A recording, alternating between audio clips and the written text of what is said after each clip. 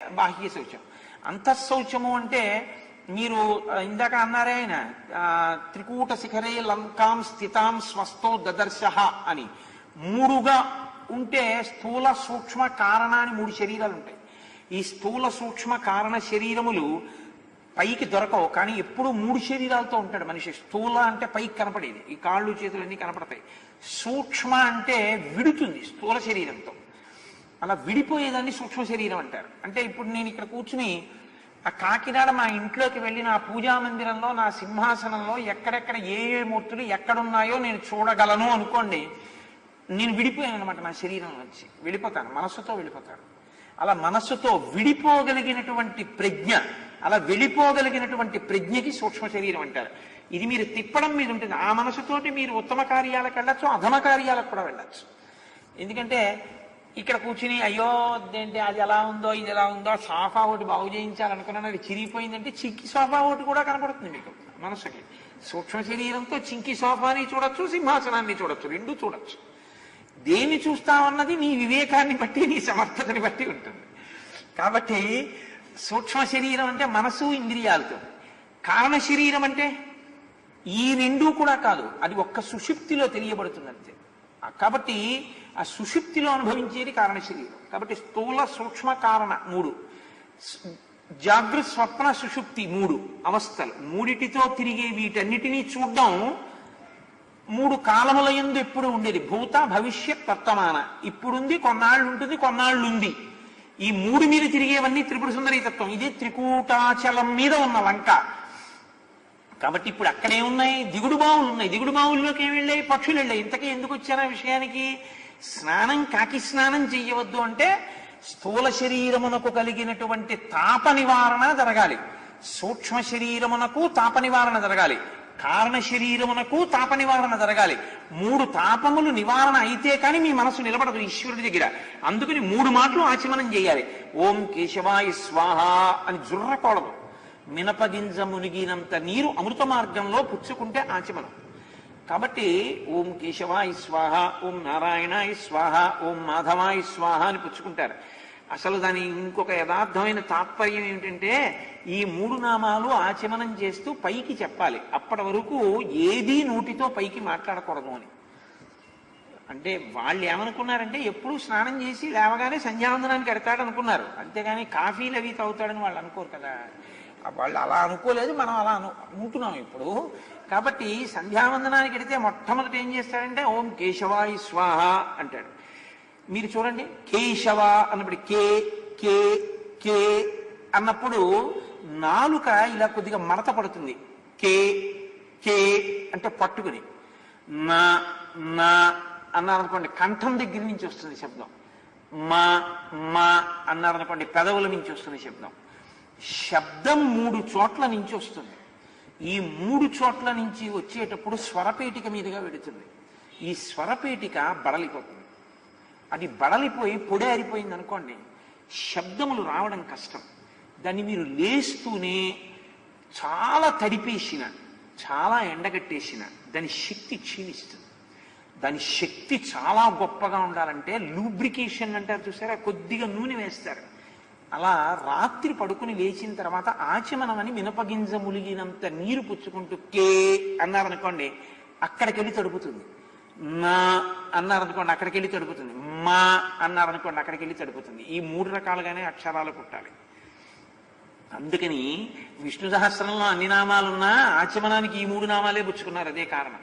శబ్దము ఉత్పత్తి అయ్యే చోట లూబ్రికేట్ చేస్తారు. లూబ్రికేట్ చేయడం అంటే తైలము చేత యంత్రాన్ని తడిపి పరిగెత్తించినట్టు. అంతా ఏదో తైలాభిషేకం చేయరు కదా, దానికి చిన్న చుక్క చుక్క వేస్తారు తిప్పుతూ. అలా కంఠంలో శబ్దం ఎక్కడ పుట్టిందో మనిషే మాట్లాడగలడు, మాట చేత తరించగలడు. ఆ మాట పోగొట్టుకోకుండా ఉండడానికి ముందు మాట పుట్టిన స్థానాన్ని రక్షించుకుంటారు లేవగానే. అది కూడా భగవన్నామంతో రక్షిస్తారు తప్ప మామూలుగా ఏదో నీళ్లు పోయడం నిప్పులు పోయడం ఇలాంటి పిచ్చ పనులు చేయరు. సనాతన ధర్మం అలా చెప్పింది, అలా బతకమని చెప్పింది అంతే. ఈశ్వరాభిముఖుడవై బ్రతుకు అని చెప్పింది. సరే, అందుకని ఇప్పుడు మహర్షి అంటున్నారు హంసకారండవాకీర్ణ వాపీహి పద్మోత్పలాయుతాహ. ఆ జలపక్షులన్నీ కూడా ఆ దిగుడు బావులలోకి వెళ్ళి తడిసి వస్తున్నాయి. ఆ పక్షులతో ఆ వనములన్నీ కూడా శోభిల్లి ఉన్నాయి. ఆ క్రీడాన్ వివిధాన్ రమ్యాన్ వివిధాంశ్చ జలాశయాన్. అక్కడ రమ్యమైనటువంటివి, అన్ని ఋతువులలో ఉండేటటువంటివి అనేకమైనటువంటి పుష్పములు మొదలైనవి ఆ వనములలో కనపడుతున్నాయి. సంతతాన్ వివిధైర్వృక్షై సర్వత్తు ఫలపుష్పితై ఉద్యానాని చ రమ్యాణి దదర్శ కపికుంజర. ఎంతంత పెద్ద పెద్ద మాటలు వేసేస్తారు మహర్షి. సంతతాన్ వివిధైర్వృక్షై, అక్కడ అనేకమైన చెట్లున్నాయి. ఏం చేస్తాయి? సర్వత్తు ఫలపుష్పితై, అన్ని ఋతువులలో రావలసినటువంటి పళ్ళని పువ్వుల్ని కాస్తాయి, పూస్తాయి. ఉద్యానాని చ రమ్యాణి, అక్కడున్న ఉద్యానవనములు చాలా రమ్యంగా ఉన్నాయి. దదర్శ కపికుంజర, వాటిని ఏం చేస్తున్నారు హనుమ? చూస్తున్నారు. ఇది ఒక చిత్రమైన మాట. కపి అన్నా చాలు, కుంజరం అన్నా చాలు. కపికుంజర అన్నారు. కుంజరం అంటే ఏనుగు, కపికుంజర. కపి అంటే కోతి. ఏనుగు తన శరీరం వలన తాను చాలా బరువైనటువంటి ప్రాణి. లోకంలో ఏనుగంత బరువైన ప్రాణి ఇంకోటి లేదు. అందుకే ఏనుగు భూమికి చాలా తక్కువ ఎత్తి ఎగరగలదు. ఏనుగుని ఎగరమన్నారు అనుకోండి, అది ఏమి ఎగురుతుంది? అది ఎగరదు. ఎందుకంటే దాని ఒళ్ళే దానికి బరువు. ఎప్పుడు ఎగిరేది, ఎప్పుడు తిరుగుతుండేది కోతి. కోతి ఎప్పుడూ చోట ఉండదు. జ్ఞాని ఒక చోట ఉండడాన్ని ఇష్టపడ్డాడు, లేదా ఇంకో చోటికి అసలు వెళ్ళడాన్ని ఇష్టపడ్డాడు. తనున్నదే అంది అంటాడు. లేదా ఎప్పుడు తిరుగుతూ ఉంటారు. ఎందుకు తిరుగుతారో తెలుసా అండి? అలా తిరగకపోతే సంఘం వస్తుంది. సంఘము రాకుండా ఉండాలంటే సన్యాసి తిరుగుతూనే ఉండమని చెప్పింది శాస్త్రం. ఎప్పుడు తిరుగుతుండాలి సన్యాసి. సన్యాసి తిరగకపోతే బోధ ఎలా జరుగుతుంది మీకు? సన్యాసి తిరిగి తీరాలి, తిరగకపోతే బోధ లేదు, ఆగిపోతుంది అంతే. శంకర భగవత్పాదులు తిరిగారు, మీరెవరు తిరగరనడానికి? ప్రతి సన్యాసి తిరగాలి. సన్యాసి తిరుగుతాడు, గృహస్థు ఉండిపోతాడు. బ్రహ్మచారికి కట్టుబాటు ఉంది, వానప్రస్థుకి కట్టుబాటు ఉంది, గృహస్థుకి కట్టుబాటు ఉంది, సన్యాసికి కట్టుబాటు లేదు, తిరుగుతాడు. అందుకే శంకర భగవత్పాదులు ఈ 3 ఆశ్రమాలు పుచ్చుకోలేదు. బ్రహ్మచర్యంలో ఉండిపోయి బోధ చేయలేదు, గృహస్థుగా ఉండి బోధ చేయలేదు, వానప్రస్థుగా బోధ చేయలేదు, సన్యాసిగా బోధ చేశారు. ఎందుకో తెలుసా అండి? సన్యాసికి ధర్మం అవుతుంది తిరగడం. తిరగచ్చు సన్యాసి తప్ప, గృహస్థల ఇష్టం వచ్చినట్టు తిరగకూడదు. తన భార్యా బిడ్డలు, తన వ్యవహారం అవి తను చూసుకుంటూ ఉండాలి. ఒక ఆశ్రమంలో ఉండి ఇంకో ఆశ్రమంలో ఉన్నట్టు బతకూడదు. అంటే నువ్వు 42 రోజులు ఎందుకు తిరుగుతున్నావు గుంటూరులో అని అనక్కర్లేదు. నేను ఎప్పుడో ఒక్కసారి వచ్చానంతే, నేను ఇదే పనిగా అస్తమానం తిరుగుతుంటాను అనుకోకండి. కాబట్టి ఎందుకు అంటున్నానంటే, ఇవాళ అలా ఇంటికి తేలగలిగిన వాళ్ళు ఉన్నారు సభలో, అందుకని ముందు జాగ్రత్త చర్యగా ఆ మాట చెప్తున్నారు. కాబట్టి హంసకారండవాకీర్ణ వాపీహి పద్మోత్పలాయుతా ఆ క్రీడాన్ వివిధాన్ రమ్యాన్ వివిధాంశ్చ జలాశయాన్ సంతతాన్ వివిధైర్వృక్షై సర్వత్తు ఫలపుష్పితై ఉద్యానాని చ రమ్యాణి దదర్శ కపికుంజర. ఎగరలేని ఏనుగు, తిరగగలిగిన కోతి, తాను బ్రహ్మమును అనుభవించి ఆ బ్రహ్మమును చెప్పడానికి వచ్చిన మహర్షి స్వరూపుడైన ఇవాళ హనుమ. ఆయన సుందరకాండలో ఇలా ఉండకపోతే మీకు నాకు ఈ సాధనా రహస్యాలు అవగతం కావు. కథారూపంగా మధుర మధురమైన కథలో సాధనా రహస్యాన్ని దాచి చెప్తున్నారు హనుమ. కాబట్టి ఇదే మీరు బాహ్యంలో చూశారనుకోండి, అసలు తాపమును కలిగించేవి ఇక్కడే ఉంటాయి, తాపోపశాంతిని కల్పించేవి ఇక్కడే ఉంటాయి, అంతే తేడా. లడ్డూ తినాలి, ఓ కోరిక పుట్టింది. అమ్మబాబో లడ్డూ తినాలి, లడ్డూ తినాలి, లడ్డూ తినాలి, తపించిపోయాడు. ఇప్పుడు లడ్డూ తినాలన్న కోరిక ఎక్కడ పుట్టింది? ఇక్కడ పుట్టింది. లడ్డూ తినేశాను, ఈ తృప్తి ఎక్కడ తీరింది? ఇక్కడే తీరింది. లడ్డూ ఇలా పట్టుకున్నారనుకోండి తీరిపోతుందా?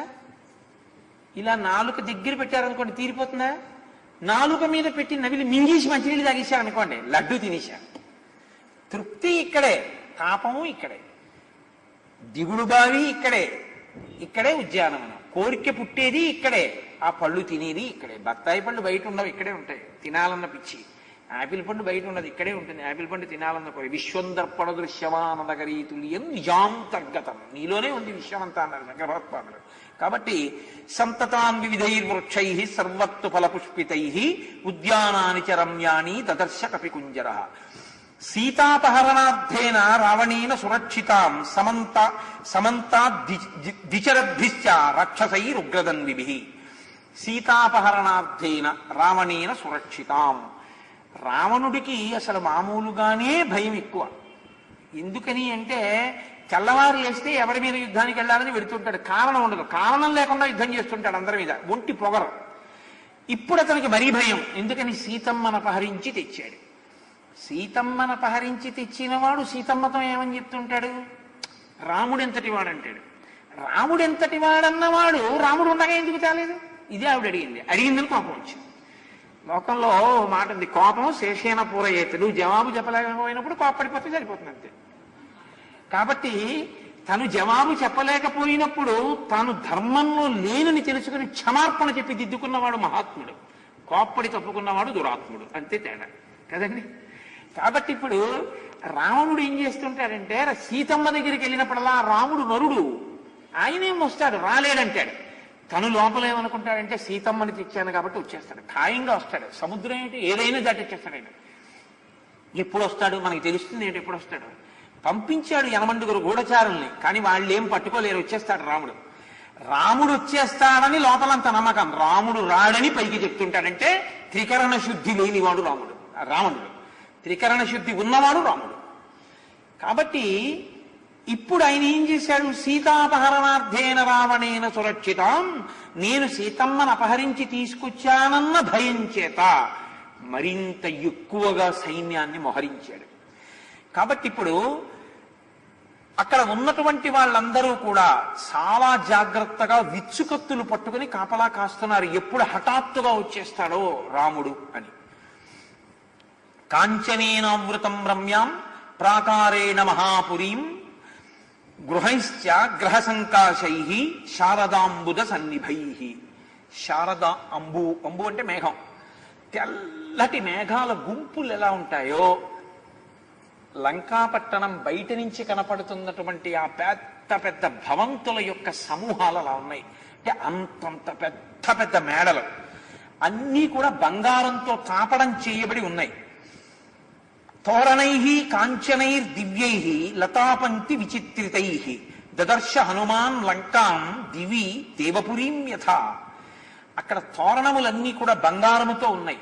బంగారముతో చేయబడినటువంటి లతలు వాటి మీద చెక్కబడి ఉన్నాయి. మనం ఎవరింటికన్నా వెళ్ళామనుకోండి, ఇలా చాలా గొప్పగా తలుపు మీద కొయ్యతో ఏదైనా చెక్కితేనే అబ్బాయి ఎంత బాగుందండి, ఎంత బాగా చెక్కించారండి అంటాం మనం. అటువంటిది వాడు ఏం చేశాడంటే తప్తమై కరిగినటువంటి బంగారంతో మొత్తం 1, 2 కాదు, అక్కడ ఉన్న ప్రాసాదములు హర్మ్యములు అన్నిటి మీద కూడా లతలు, పువ్వులు, పళ్ళు, పందిళ్ళు బంగారముతో చెక్కారు. తోరణములన్నీ కూడా బంగారముతో చెక్కారు. అరుగులన్నీ బంగారముతో తయారు చేయబడ్డాయి. అంటే ఇంక అసలు ఆ లంక ఎలా ఉంటుందో మీరు ఆలోచించండి. పాలితాం రాక్షసేంద్రేణ నిర్మితాం విశ్వకర్మణ ప్లవమానామివాకాశే దదర్శ హనుమాన్పురి. ఎంత గొప్ప శ్లోకం అండి ఇది. పాలితాం రాక్షసేంద్రేణ, రాక్షసేంద్రుని చేత పరిపాలింపబడుతోంది, కానీ ఆయనది మాత్రం కాదు. నిర్మితాం విశ్వకర్మ, విశ్వకర్మ నిర్మించాడు దాన్ని. కాబట్టి ఇది ఎవరిది అంటే ఎవరు నిర్మించాడో వాడిది అని చెప్పాలి కదండి. న్యాయం ఏమిటి? ఇప్పుడు ఓ ఇల్లు నేను కట్టుకున్నాను అనుకోండి, కట్టుకుంటే ఏమంటాను, ఆ ఇల్లు నాదండి అంటాను కదా. ఆ ఇంట్లో అద్దెకి వచ్చాను అనుకోండి, అద్దెకి వచ్చి ఈ ఇల్లు నాదండి అన్నాను అనుకోండి, తప్పు కదా.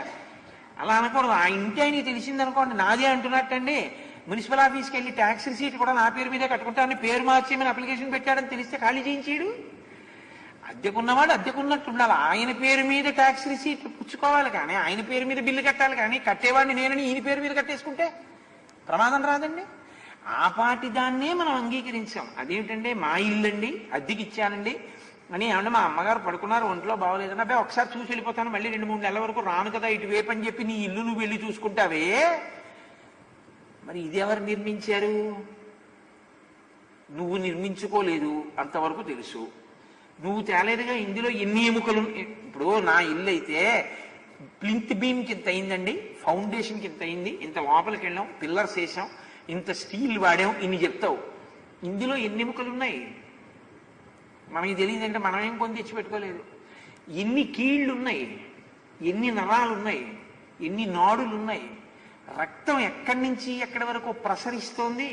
కాలిపోని మోటార్ ఒకటి పెట్టాడు ఆయన. మన మోటార్లు అయితే దిక్కుమాల మోటార్లు 12 గంటలు పనిచేస్తే కాలిపోతాయి. ఆయన పెట్టిన మోటారు అరికాలు దగ్గర నుంచి తల వరకు సన్నని రక్తకేశనాళిక దగ్గర నుంచి ఇంతలా నరాలు ధమనులు సిరల్లోంచి రక్తాన్ని ఒకే వేగంతో నడిపిస్తోంది. కొద్దిగా ఎక్కువైతే కళ్ళు తిరుగుతాయి, కొద్దిగా తక్కువైతే కిందడిపోతాడు. లో బీపీ హై బీపీ రెండూ లేకుండా రక్తాన్ని తిప్పుతున్నాడు. రాత్రి నువ్వు నాలిక మీద రుచికి తిని పడుకుంటే ఆయన తెలివేసి ఉండి ఆయనేమో జీర్ణం చేస్తున్నాడు. తెల్లవారేటప్పటికి పిప్పిని పైకి పంపిస్తున్నాడు. నిజంగా ఒక్క పిసరు ఇలా చర్మం కాని ఉత్తరించుకుపోయింది అనుకోండి, ఎంత భయంకరంగా ఉంటుంది మీరు చూడండి. ముందు ఎర్రగా ఉండే లోపల మాంసం కనపడి ఎముక కనపడింది అనుకోండి, చూసేటటువంటి వాళ్ళకి భయం వేస్తుంది. అయ్యి బాబోయ్ ఎలా ఉందోనంటే ఆ దెబ్బ తగిలి ఈడ్చుకుపోయి ఎలా కొట్టుకుపోయిందో ఆయనకు అంటారు. వెంటనే కట్టుకట్టేస్తారు. మళ్ళీ సర్వేశ్వరుడు అనుగ్రహించిన వాడు కనుక ఆయన మళ్ళీ చర్మం ఇస్తాడు, మళ్ళీ మాంసం ఇస్తాడు, మళ్ళీ కప్పుతాడు. ఆయన అసలు వైద్యుడు. ఒక్క పిసరిలా రేగిందనుకోండి, ఎన్ని నొసమలు ఈగలు చీమలు వచ్చి వాలి తినేస్తాయో. అటువంటిది ఇందులో ఆయన 7 పదార్థములు పెట్టాడు. చర్మము, రక్తము, మాంసము, కొవ్వు, అస్థి, శుక్ల, మేధ. మీరు కొద్దిగా పళ్ళ ముక్కలు లాంటివి ఏమైనా కోసేసి ఓ గిన్నెలో పెట్టి మూత పెట్టేసేసి అలా ఉంచి మరునాడు ఏ పెసరపప్పు లాంటిదో పచ్చడి లాంటిది చేసేసి ఆ పచ్చడి కాస్త అన్నంలో కలిపేసేసి మూత పెట్టేసి ఓ 12 గంటలు పోయిన తర్వాత మూత తీసి చూడండి ఎంత పుల్లటి కంపు వస్తుందో.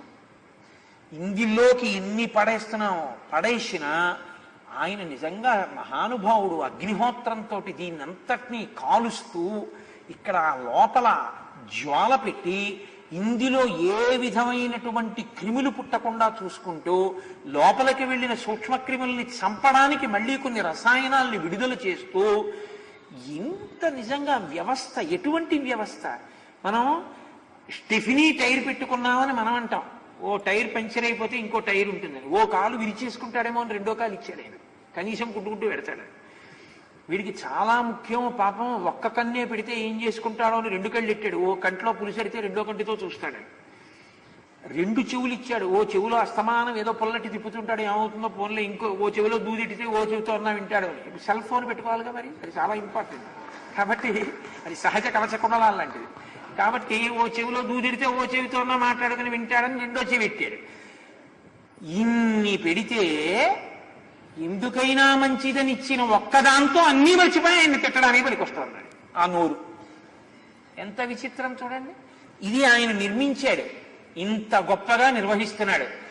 అసలు పూజామందిరంలోకి వెళ్ళి కూర్చున్నప్పుడు ఈశ్వర ఎంత గొప్ప నిర్మాణం చేశావయ్యా, దీనికి నిద్రిస్తావు, దీనికి అన్నం పెడతావు, దీన్ని పచనం చేస్తావు, దీనికి ఇంత కీర్తినిచ్చావు, దీంట్లోంచి మాట్లాడతావు, వీడు రామాయణం చెప్పాడని కీర్తి నాకు కట్ట పెడతావు, ఎంత మహోదారుడివయా అన్న మాట ప్రాణం పోయినా అండవు. ఇలా అంటాడంతే, నాదంటాడు. ఏమిటి వీడు బుర్ర? గుండె నువ్వు తెచ్చుకున్నావా, మూత్రపిండాలు నువ్వు తెచ్చుకున్నావా, కాలేయం నువ్వు తెచ్చుకున్నావా?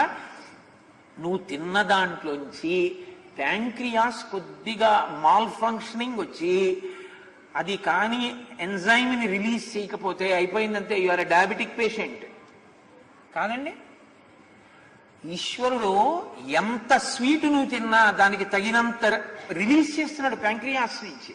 ఎంత వండర్ఫుల్ ఇన్స్టిట్యూషన్ అండి ఇది. దీన్ని మించిన ఇన్స్టిట్యూషన్ లోకంలో ఇంకెక్కడుంది అసలు? ఎటువంటి జాయింట్స్ ఒకడికి పెట్టాలి కాబట్టి ఇలా వంగేట్టు చేశాడు. మామూలుగానే ఇలా అహంకారంగా ఉంటున్నాడు, ఇలా బాగా ఇటువైపుకి వెనక్కి ఎడితే ఇంకా ఎన్ని దాచేస్తాడో అని వెనక్కి తిప్పకుండా చూశాడు. ఇలా పెట్టడానికి ఇటు తిప్పేట్టు చూశాడు, అయినా ఎన్ని దాచేస్తున్నాడో ఇటు తిప్పి. ఈశ్వరుడు ఎంత గొప్ప సృష్టి చేశాడండి మహానుభావుడు. పాలితాం రాక్షసేంద్రేణ. ఆయనంటారు ఎందుకు రాక్షసేంద్రేణ అంటే? నేను మీ గురించి చెప్పలేదు, మీరు మహాత్ములు, అందుకు కదండి కింద కూర్చుని రామాయణం వింటున్నారు. ఎంత వేడిగా ఉందో నేల. ఆ తల్లులైతే అసలు పరదా కూడా లేదు, కింద కూర్చుని వింటున్నారంటే వాళ్ళు ఎంత పూనికగా ఉన్నారో. ఇంత వేదిక మీద ఓ ఫ్యాను, అది ఆగిపోతే కోపం, ఇన్ని మల్లెపూల దండలు, సువాసనలు, ఓ పుస్తకం, ఇంత అల్లరి, ఇంత ఏర్పాటు, ఇంత గౌరవం, ఇన్ని నమస్కారాలు చేస్తే 4 ముక్కలు చెప్పి నాదా కష్టం ఓర్చి విన్న మీరా గొప్పవాళ్ళు? మీరు గొప్పవాళ్ళు. పాలితాం రాక్షసేంద్రేణ. నేనని ఇలా చూపిస్తాడు. వాడిది వైభవం అంతా, వాడు నిర్మాణం చేశాడు. ఈ భావన నీకు కలిగిన ఉత్తర క్షణంలో నువ్వు కృతజ్ఞత చెప్పకుండా ఎలా ఉండగలవు నాకు చెప్పండి. ఎప్పుడో మీకోసారి వాడు బెర్త్ ఇప్పించాడా, కనపడ్డప్పుడల్లా సార్ ఆ రోజు నిజంగా మీరు బెర్త్ ఇప్పించారు కాబట్టి నేను వెళ్ళగలిగానండి బాబు, లేకపోతే అంత ఇబ్బంది పడిపోతున్నాను, థ్యాంక్ యూ సార్ అని ఇలా ఊపేస్తావే, మరి నీకు ఇచ్చిన వాడికి ఏం చెప్పావు థ్యాంక్స్? ఎప్పుడు మెకానికల్ థ్యాంక్సే. ఆయన దగ్గరికి వెళ్ళి హృదయపూర్వకంగా చెప్పేటటువంటి కృతజ్ఞత ఎన్నడూ ఉండదు. పరమానందంగా ఈశ్వర ఎన్ని ఇచ్చావయా, నిన్నటి రోజున ఎన్ని చూపించావు, ఎంత అనుభవింపచేశావు, ఎంత వైభవం నాకు కృప చేశావు, నా చేత గంధం తీయించి నువ్వు రాసుకున్నావా తండ్రి, ఎంత అనుగ్రహించావయా అని సంతోషంగా ఆయన దగ్గరికి వెళ్ళి పరమానందంతో మాట్లాడినటువంటి సందర్భం ఇది. అలా మాట్లాడగలిగిన ప్రజ్ఞ ఉంటే ఇది ఎవడు నిర్మించాడో నువ్వు ఊహించగలిగితే చాలు. అందుకు కదండి వారు జగద్గురువులు అయ్యారు. సామాన్యుడి స్థాయికి దిగిపోయి ఇటువైపుకి తిప్పారు శంకరాచార్యులు వారు. కాతే కాంత, పిచ్చెక్కిపోతున్నావు భార్య అని. ఎవరావిడ, ఎక్కడి నుంచి వచ్చింది? కస్తే పుత్ర. మా ఆవిడ సంగతి మాకేం తెలుస్తుందని మా అత్తగారు మామగారిని అడగాలి. ఇప్పుడు వాళ్ళతో మాటలు లేవు మాకు, అందులో అడగం. అదొకటి ఉంటుంది కదా లోకంలో. తేరగా దొరికే వాళ్ళు ఎవరంటే వాళ్ళతో మాటలు మానేయచ్చు. కస్తే పుత్ర, కొడుకు ఎవరు? పోనీ మీ అబ్బాయి నీకు తెలియాలిగా ఎక్కడి నుంచి వచ్చాడో. ఆ కొడుకు ఎక్కడి నుంచి వచ్చాడు నీకు? నువ్వు తీసుకొచ్చి పెట్టావా వాడికి కాళ్ళు చేతులు? నువ్వు పెట్టావా గోళ్ళు? నువ్వేమైనా పెట్టావా వాడికి గుండెకాయ? నువ్వేం పెట్టలేదుగా. మరి ఎక్కడి నుంచి వచ్చాడు వాడు? మరి నీ కొడుకు నువ్వు అంటున్నావు, వాడు ఎక్కడి నుంచి వచ్చాడో, ఎవరు తయారు చేశారో ఎప్పుడు అడిగావా? కాతే కాంత కస్తే పుత్ర సంసారోయమతీవ విచిత్ర. ఈ పెళ్ళాన్ని ఈ కొడుకుని పట్టుకుని నా సంసారం అంటే తిరుగుతున్నావు, ఇంకా విచిత్రం కదా. మా అమ్మగారు కృతజ్ఞత చూపిస్తాడేమో, చూపిస్తే ఈశ్వరానుగ్రహం పొందుతాడేమో, పొందితే బాగుపడతాడేమో. వాడు బాగుపడ్డం కన్నా నాకు ఇంకేం కావాలి? పోతే పోయింది తమ్ముడా అంటే వచ్చిన నష్టం ఏమిటి? అందుకని మూఢ అంటూ మొదలెట్టిన ఆయన భ్రాత అన్నారు మధ్యలో. ఎంత ఉదారులు చూడండి మహానుభావులు శంకరులు. అందుకే శంకరులు అంటే శంకరులే, వారికి నమస్కరించడం వినా మనం ఏం చేయగలం? కాబట్టి పాలితాం రాక్షసేంద్రేణ నిర్మితాం విశ్వకర్మణ ప్లవమానామివాకాశే దదర్శ హనుమాన్ పురీం. కథాపరంగా చూస్తే వీడి డాబు వీడిదంటున్నాడు లంక, అసలు వీడిది కాదు లంక. విశ్వకర్మ నిర్మించాడు, కుబేరుడికి ఇచ్చాడు విశ్వవసో బ్రహ్మ. ఆయన్ని తరిమి కొట్టి వీడు పుచ్చుకున్నాడు. తరిమి కొట్టి పుచ్చుకున్నది దొంగతనంగా తెచ్చుకున్న సొత్తు తప్ప వీడి సొత్తు కానీ కాదు. వీడి సొత్తు కానిది వీడి సొత్తు అని వీడిది లంకని చెప్పుకు తిరుగుతున్నాడు. ఎంత డాబురా వీడిది, కృతఘ్నుడు కదురా వీడు. అక్కడ రావణుడు అనుకోకండి, రావణ కాష్టం రగులుతుంటుంది అని ఎందుకంటారంటే రావణ తత్వము నిర్మూలింపబడాలి మన యందు అని. సుందరకాండ వింటే ఏమవుతుందంటే రామానుగ్రహం కలుగుతుంది, సీతమ్మ తల్లి అనుగ్రహం కలుగుతుంది. సీతమ్మ తల్లి రామచంద్రమూర్తి అనుగ్రహం కలిగితే వాళ్ళు వస్తే వీడు ఉండడు కాబట్టి వాళ్ళు లంకకు వస్తే ఏమవ్వాలి? ఈయన వెళ్ళిపోవాలి. కాబట్టి సుందరకాండ వింటే ఏమవుతుందంటే ఇందులోంచి ఆయన లేచి వెళ్ళిపోతాడు. ఆయన లేచి వెళ్ళిపోగానే ఏమవుతుందంటే ఇక్కడ తేనె పుడుతుంది. అప్పుడు వచ్చి సీతారాములు ఇద్దరూ కూర్చుంటారు. మీరు రోజు చెప్తున్నారుగా ఏంటి, రావణాసురుని యొక్క సోదరుని మనస్సు యందు అబ్జకీరము రామనామము అని, రావణుని యొక్క సోదరుడైన విభీషణుని యొక్క హృదయ పద్మమునందు నిరంతరము స్రవించేటటువంటి భక్తి మకరందమును తాగడానికి రామచంద్రమూర్తి అనేటటువంటి భ్రమరము తిరిగేటటువంటి చోటైన విభీషణుని యొక్క వైశిష్ట్యమునకు వైభవమునకు కారణమైన ఓ రామనామమా మేము నువ్వు 3 మాటలు అంటున్నాం, మాకు కూడా అనుగ్రహి అని కదూ. రామనామము రమ్యమైనది రామనామము అంటున్నాం, రాసకీరము రామనామము అంటున్నాం కదా ప్రతిరోజును. కాబట్టి మనసేవ కృతాం లంకాం నిర్మితాం విశ్వకర్మణ ద్వారముత్తరమాసాద్య చింతయామాస వానరః. ఆ లంకాపట్టణం యొక్క ఉత్తర ద్వారం దగ్గరికి వెళ్ళారు. వెళ్ళి ఆ ఉత్తర ద్వారం దగ్గర నిలబడి అనుకుంటున్నారు, ఓహో ఈ లంకాపట్టణాన్ని విశ్వకర్మ మనసు పెట్టి నిర్మించాడు. మనసు పెట్టి చేయరా పని అంటారు చూసారా. మనసా చేసినది వైభవోపేతంగా ఉంటుంది, మనసు పెట్టి నిర్మించాడు, అందుకే అంత గొప్పగా ఉంది ఈ లంక. సంపూర్ణాం రాక్షసైర్ఘోరై నాగైర్భోగవతీమివ అచింత్యాం సుకృతాం స్పష్టాం కుబేరాద్యుషితాం పురా.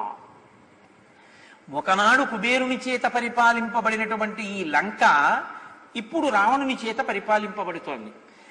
స్పష్టంగా బాగుగా ఏర్పరచబడి చక్కగా విలసిల్లుతున్నటువంటి ఈ లంకా పట్టణం ఇప్పుడు ఎలా ఉంది?